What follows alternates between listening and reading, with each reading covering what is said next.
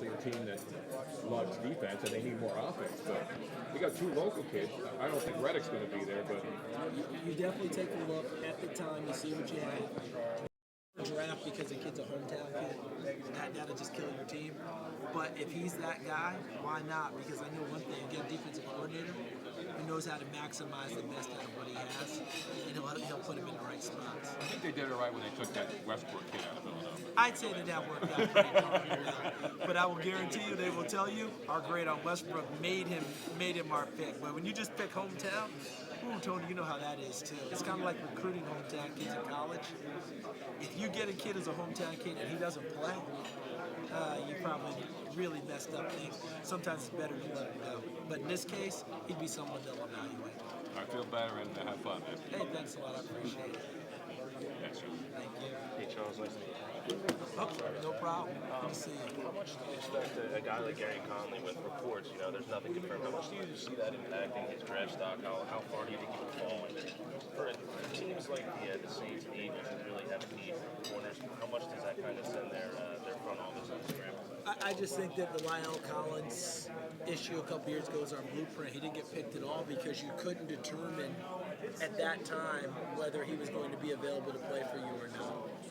And Gary Conley may be falling right into that territory where we're just not sure if he's going to be available to play or not. And if that's the case, then I don't see people spending a draft pick on him. I think what will happen is he'll fall out and be an undrafted free agent and go from possibly a first-round pick to that, because we saw the same thing with Collins. Collins was a lock first-rounder, but we just didn't know, and teams didn't know, and they don't want to draft a kid and then he can never play for you. How much of a pop does that create almost from a standpoint of you're running out of good corners? You mentioned Moreau falling out, Sidney Jones. Yeah, they're going to fall back. You don't want to reach. How much of a pop could that create? Maybe reaching for a Kevin King at 14, where he was projected as a borderline first-round pick. Yeah, that's the one where, as a group, you better stick with your evaluations and don't just say, well, corner here, I got to have corner. I'm going to go get him right now. You might be better off coming back getting that corner later, because we all know the draft, undrafted free agents, late round draft picks.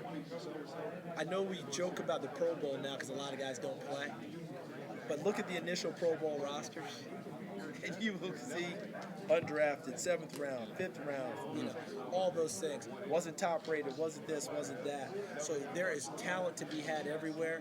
To me, that's a big reason why you don't reach. Yeah, how much, in your opinion, do you think is there a difference between maybe a corner with a third-round grade this year compared to a corner with a first-round grade or a third-round grade last year? Not as much difference. This is a really, really deep group. The way I've termed it has been Darwinian. College football offenses have been way ahead of defenses for a long time. At some point, you had to find a way to catch up, and almost by natural evolution, I'm not going to say they caught up, but they got better. Because for years, I would go into the draft and say, I can't find a corner after the 3rd round. This year, I can. I'd say I can't find a safety after the 3rd round. This year, I can. How did that happen? I just think it's just a natural deal with it. Offense just beat them down so badly that eventually guys said, you know something? Instead of being that 4th receiver on my team, I'm going to be a first corner. Tony Lippett with the Dolphins, he was a receiver in college, wanted to be a receiver in the NFL. This is not a case where I'm beating myself on the chest, but I looked him dead in the eye and said, Tony, at the Senior Bowl Mobile, and you can ask him, I said, corner, you got to go play corner. It's just not enough of those. There's a million of these. He goes, no, man, I'm a receiver. What is he in the NFL? Where's he starting? Every now and then I get one right. Yeah. Every now and then. I'm still searching for mine. No, you got it. Good to see you. Thanks for Charles, along the Gary and Conley lines, it's such a fresh thing, and there's not a ton of information available. Does it matter that that's a factor now? I obviously you mentioned Lyle. Yeah. Like, is that going to be like the fact that there's no information or not a ton of information? Is that still going to possibly wipe them off the board? Totally. It's the lack of information is the problem. Yeah. Because they don't have a clear understanding about what happened. I don't think teams are going to be able to get people to Gary and Conley in time to sit down and say, son, what happened that night? What's going on? What do we believe? Yeah. It could very well be a criminal case. We've seen those drag out over time. Yeah. So that's why, because of that, and with I said the Lyle Collins blueprint, I think it's very, very dicey about teams saying, I'm going to draft a guy without that information. It's the lack of that's hurting him. Hey, how you doing, boss?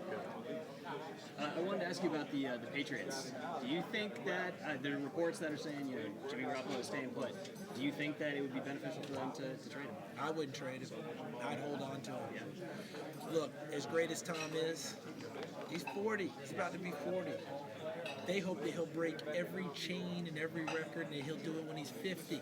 Record isn't on his side, though. Okay, let's go ahead and do that. But I got to hedge my bets. And I've got a kid that I put time into developing. In their practice sessions, they make sure he gets first team reps, even though most times you don't get that as a backup guy.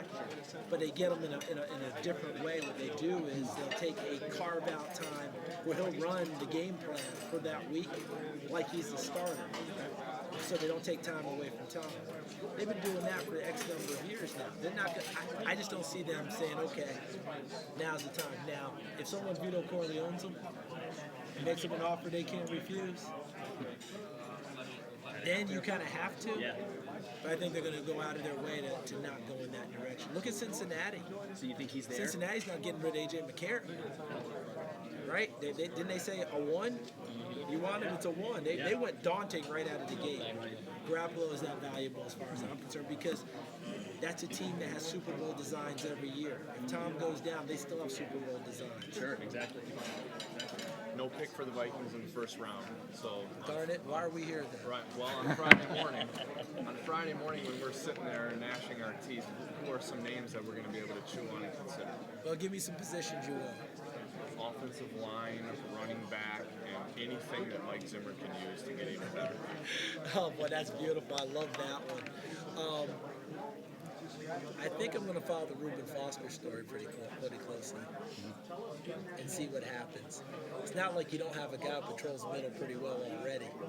But Reuben Foster, you might be able to do something with multiple guys, and Mike's been able to do that.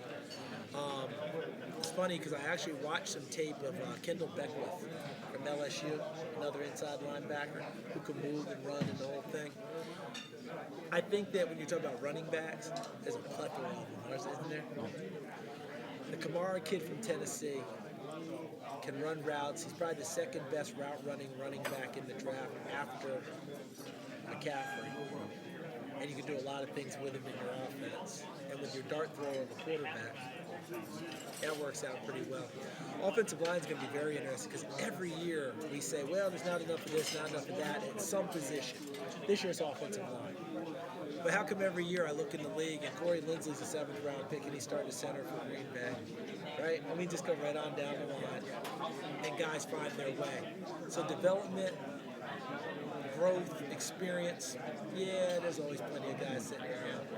Any kickoff returns have impressed you in this process of evaluating guys, and maybe guys who aren't top tier at their position, but they're top tier as returners? Well, I got to kick the tires on Kermit Whitfield at Florida State. We'll see what I'm going to get with him because I think that's where his ideal position is as a kick returner more than as a wide receiver. He'd be the top of the list for me. When I say top of the list, he's one that comes off off the top of my head very fast about doing that. The other guys that I see that are great kick returners are also top line guys. McCaffrey being my number 1 guy. Hi, Charles. Hey, how you Adrian doing? from PhillyInfluencer.com. How are you? Obviously, the Good to see you, Eagles. buddy.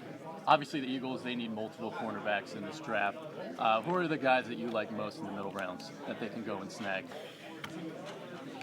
Well, Cam Sutton from Tennessee is going to be a guy that's going to get some looks, but it's a matter of where you're going to want to play him. He's almost like a tweener guy.